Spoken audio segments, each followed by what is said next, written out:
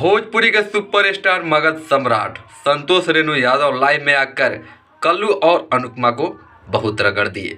आपको बता दें कि भोजपुरी में जो है विवाद बहुत दिनों से चल रहा है।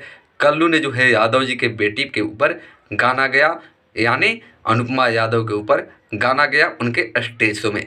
लेकिन आपको बता दें कि ये मोड़ जो है नया ले लिया है और FIR दर्ज भी दोनों तरफ से हो गया है। लेकिन आपको बता दें कि इसी में संतोष रेणु यादव आकर जो है लाइव में बहुत जो है मनोज आर पांडे को भी गाली दिए है।